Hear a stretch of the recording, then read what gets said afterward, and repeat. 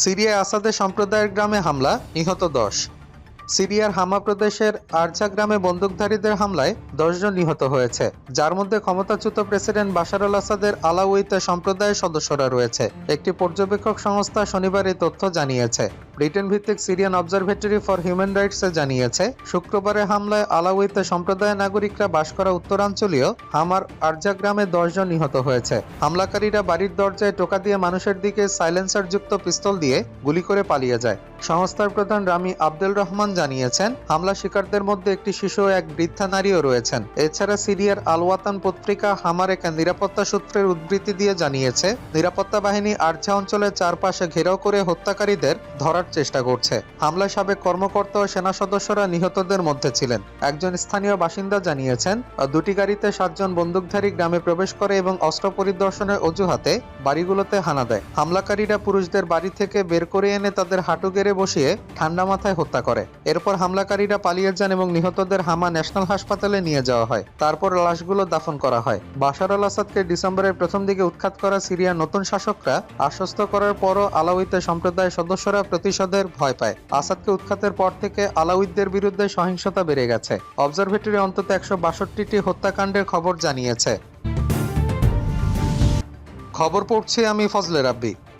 যুদ্ধে বড় ধরনের সাফল্য রুশ বাহিনীর। সামরিক বিশেষজ্ঞ আন্দ্রে মারেচকো তাসকে বলেন, গত কয়েকদিনে ডনেটস্ক গণপ্রজাতন্ত্র বা ডিপিআর এর চাশবিয়া শহরে রাশিয়ান বাহিনী বড় ধরনের সাফল্য অর্জন করেছে। তিনি বলেন, গত কয়েকদিনে আমাদের বাহিনী চাশবিয়ারে গুরুত্বপূর্ণ সাফল্য অর্জন করেছে, শহরের উত্তর পশ্চিম অংশে অগ্রসর হচ্ছে। তিনি আরো বলেন, আমার জানামতে রেলওয়ে স্টেশন এলাকায় লুকিয়ে থাকা ইউক্রেনীয় সেনাদের ধরতে অভিযান চলছে। রুশ সেনারা চাশবিয়ারের দক্ষিণে স্টোপোচকির বসতিতে প্রায় পৌঁছে গেছে বলে জানান মারেচকো নিশ্চিত করেছেন। মিয়ানমারে বিদ্রোহীদের হামলায় 22 জান্তা সেনা নিহত।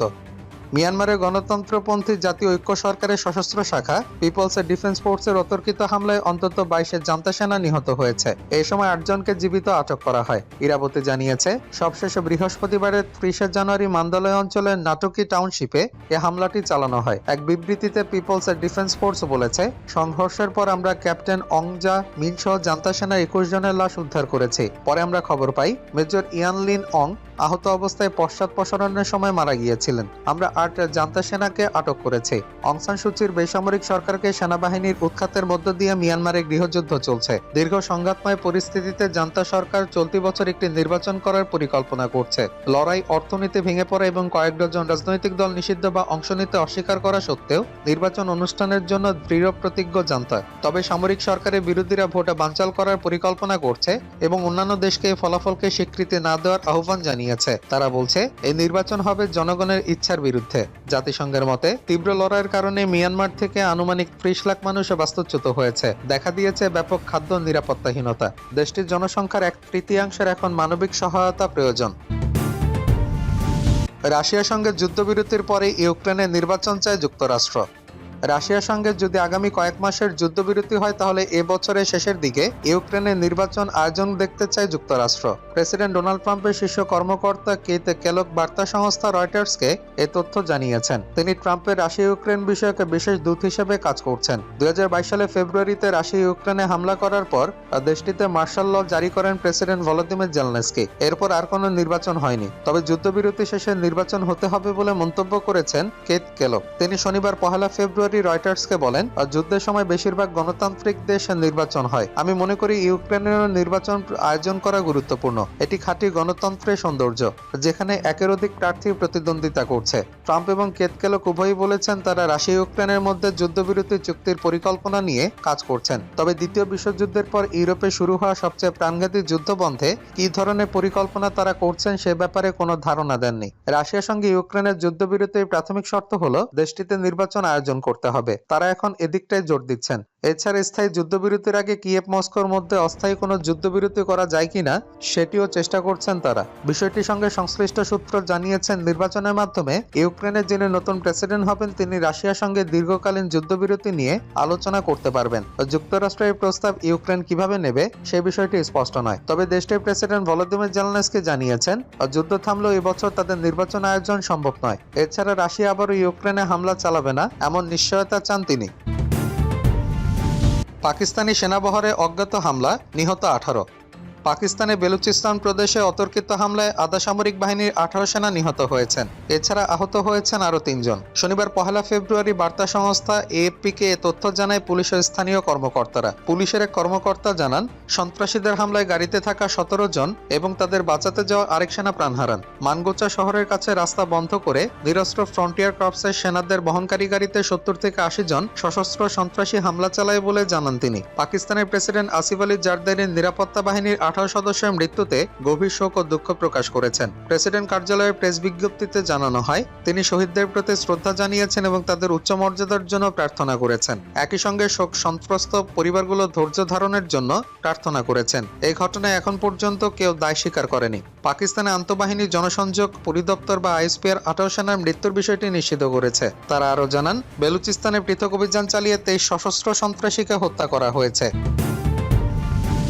সুদানে বেসামরিক লোকদের মৃত্যুদণ্ডের রিপোর্টে জাতিসংঘের গভীর উদ্বেগ। উত্তর খার্তুম শহরে সুদানের সেনাযোদ্ধা ও তাদের মিত্র মিলিশিয়াদের হাতে বেসামরিক নাগরিকদের সংক্ষিপ্ত মৃত্যুদণ্ড কার্যকর করার খবরে গভীরভাবে উদ্বিগ্ন জাতিসংঘ।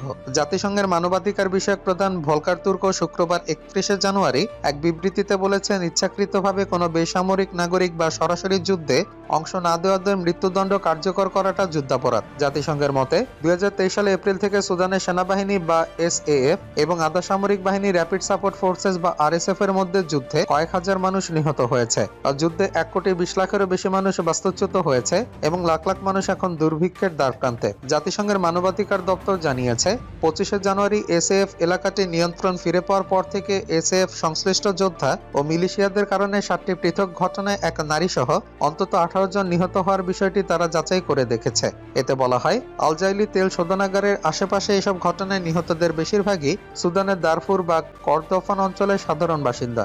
মানবাধিকার অফিস খার্তুম উত্তর থেকে আসা আরো বিরক্তিকর অভিযোগের বিষয়টিও তুলে ধরেছে। বৃহস্পতিবার ছড়িয়ে পড়া একটি ভিডিওতে দেখা যায়, এসএএফ ইউনিফর্ম পরিহিত লোকজন এবং উত্তর খার্তুমের আলবারা বিন মালিক ব্রিগেডের সদস্যরা কথিত আরএসএফ সহযোগীদের নামের দীর্ঘ তালিকা পড়ে শোনাচ্ছেন এবং প্রতিটি নামের পরে জাইলি, যার আরবি অর্থ নিহত বলেছেন। ভলকার তুর্ক বলেন, এ মাসের শুরুর দিকে আল জাজিরার রাজ্যে একই ধরনের ঘটনার পর সংক্ষিপ্ত মৃত্যুদণ্ড কার্যকরের এই প্রতিবেদন গভীরভাবে উদ্বেগজনক। তিনি বেসামরিক নাগরিকদের সুরক্ষা এবং আন্তর্জাতিক মানবিক ও মানবাধিকারের প্রতি বাধ্যবাধকতা সমুন্নত রাখতে জরুরি পদক্ষেপ নেওয়ার জন্য সংঘাতরত সব পক্ষের প্রতি আহ্বান পুনর্ব্যক্ত করেন। সংশ্লিষ্ট আন্তর্জাতিক মানদণ্ডের সঙ্গে সামঞ্জস্য রেখে এসব ঘটনার স্বাধীন তদন্ত করতে হবে। মানবাধিকার দপ্তর বেসামরিক নাগরিকদের বিরুদ্ধে সহিংসতার ভয়াবহ হুমকির মধ্যে আরো হামলার আশঙ্কা প্রকাশ করেছে। তারা জানিয়েছে, তারা একটি ভিডিও পর্যালোচনা করেছে যেখানে দেখা গেছে আল বারা বিন মালিক ব্রিগেডের এক সদস্য পূর্ব নীলনদের এল হাস ইউসুফের বাসিন্দাদের গলা কেটে হত্যার হুমকি দিচ্ছেন।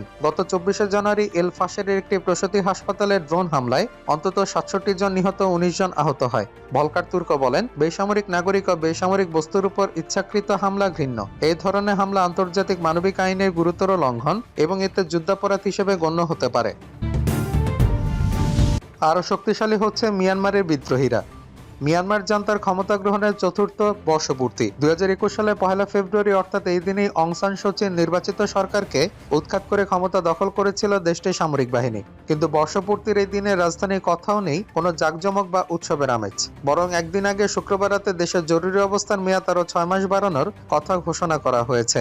সামরিক জান্তার শাসন শুরু হওয়ার পর থেকে দেশটিতে অশান্তি শুরু হয়। রাজধানী সহ অন্যান্য শহরে ব্যাপক বিক্ষোভ প্রতিবাদে জড়ো হয় হাজার হাজার মানুষ। সেসব বিক্ষোভ কঠোরভাবে দমন করে সেনাবাহিনী, আর জান্তা বাহিনীর গুলিতে মৃত্যু হয় শত শত মানুষের। তবে এখানেই তা থেমে যায়নি। বহু জাতিগোষ্ঠীকে বিভক্ত মিয়ানমারের আগে থেকে জাতিগত উত্তেজনা চলছিল। রাখাইনের সংখ্যাগরিষ্ঠ রোহিঙ্গাদের পাশাপাশি অন্যান্য প্রদেশেও জাতিগত সংখ্যালঘুরা বার্মিজ শাসনের অধীনে কয়েক দশক ধরে বৈষম্যের শিকার হয়েছে। কোন কোন প্রদেশে সরকারের বিরুদ্ধে সশস্ত্র বিদ্রোহ দেখা গিয়েছিল। তেমন একটি প্রেক্ষাপটে জান্তার ক্ষমতা দখল এবং নির্বিচারে গুলি এসব বিদ্রোহীদের দিকেই এগিয়ে দেয় মানুষকে। মানুষ দলে দলে বিদ্রোহী গোষ্ঠীগুলোর সঙ্গে যুক্ত হতে থাকে। জান্তা বাহিনীর বিরুদ্ধে অস্ত্র হাতে তুলে নেয় তারা। মিয়ানমারে শুরু হয় গৃহযুদ্ধ।